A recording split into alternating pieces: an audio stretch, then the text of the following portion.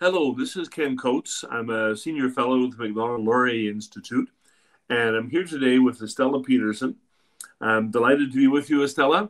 We're glad to have you. This is part of our ongoing series of interviews with Indigenous people involved in the natural resource economy, particularly the oil and gas sector.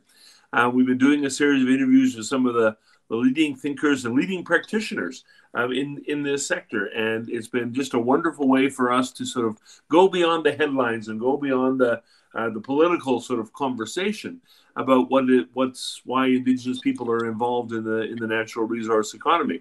So, Estella, great to have you with us today. Nice to meet you, and thanks for talking with me today. Oh, it's our pleasure entirely. So my opening question is, tell us a little bit about yourself and how you got involved in the oil and gas sector. I'd say I was going through a bit of a midlife crisis, or I guess you could call it that, divorce, and then my daughter graduated high school. So I wanted to make a total life change and applied to about 20 or 25 places in Fort McMurray, and was only one company responded, and they gave me the opportunity, the training to be a heavy equipment operator. So I moved up to Fort McMurray. So to be honest, a heavy equipment operator is not a position we typically associate with women to start with, and secondly with Indigenous people in the oil and gas sector. So how did you pick that field?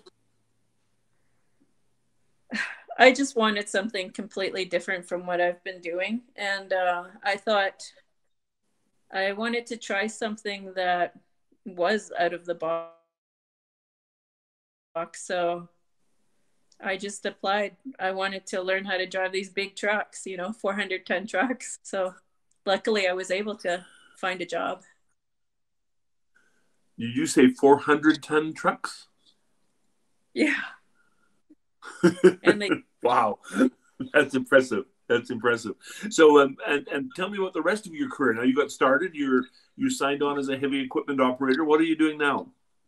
I'm still a heavy equipment operator, but I run like every sort of truck they have there, pretty much, and graders and dozers.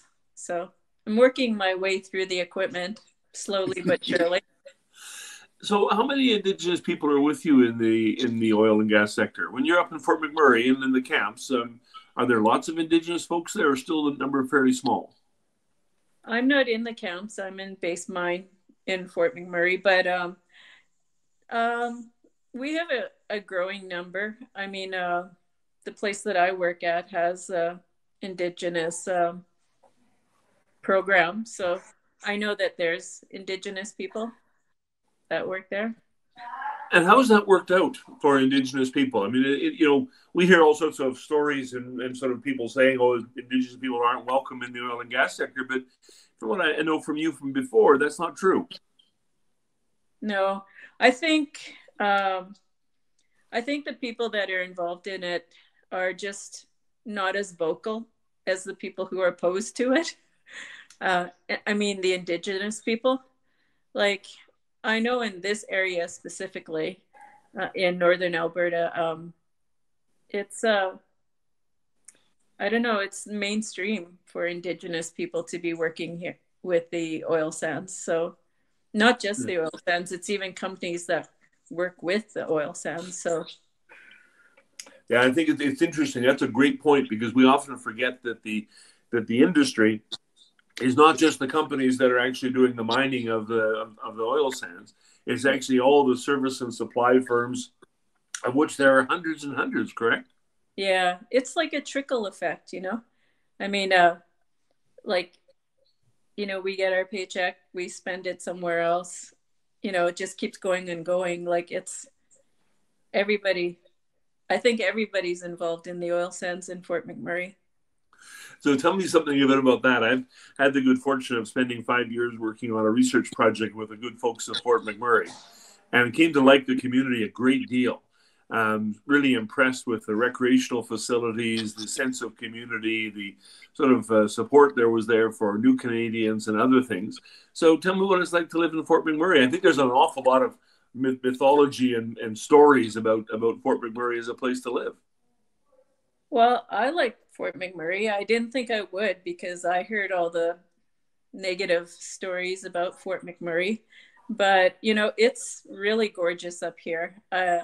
Like, if you ever get a chance, you should, like, take a helicopter or plane ride around the mines just to see how big the boreal forest is around the mines. It's beautiful.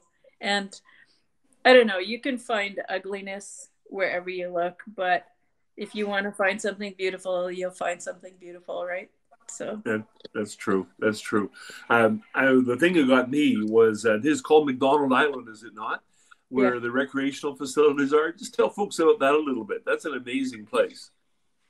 Well, I think it's state of the art, actually. Like, I haven't ever seen anything quite like it.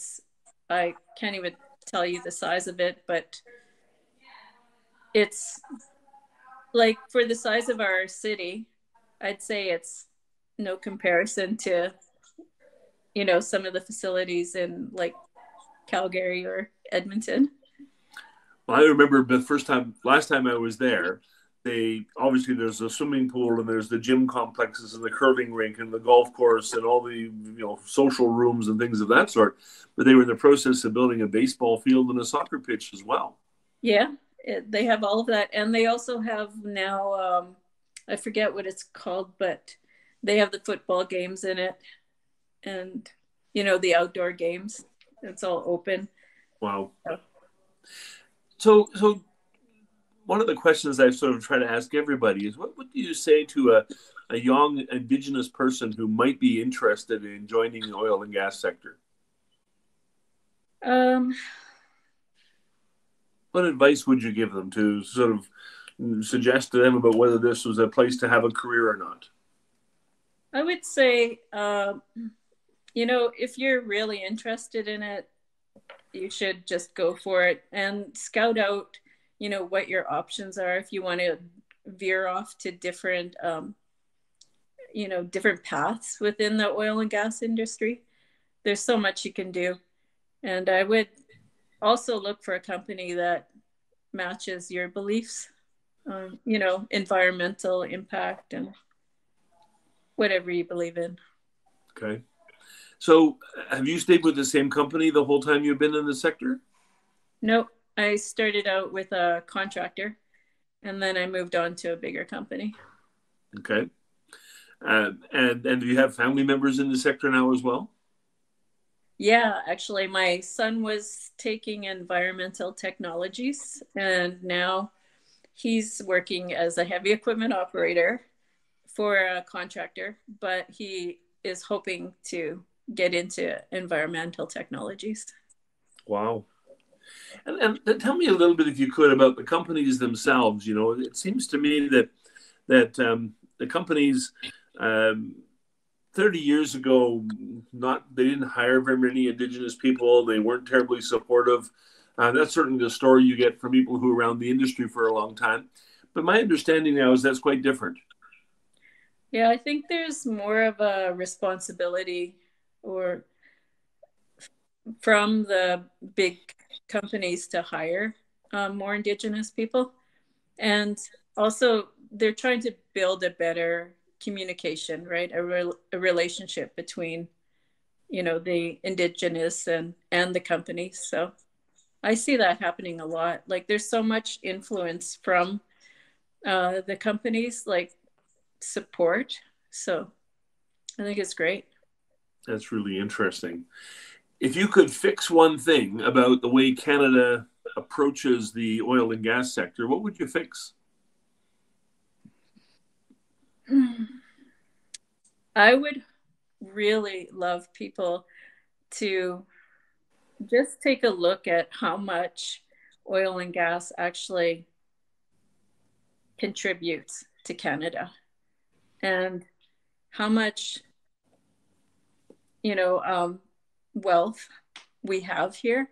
And a lot of it comes from, you know, the equalization payments from the oil sands. So I would just hope that people understand if we don't have it, I think another country will bring it in, or, you know, like, we will need it. So I think we'll end up paying more for what we use. So it's been most unfortunate that the sector has been so politicized, hasn't it? I mean, what you're telling me is the story of a young Aboriginal woman who decides she wants to get involved in the sector, reaches out, starts a career, has had a good life in a community that's been welcoming and supportive. I mean, it sounds, have there been any particular challenges?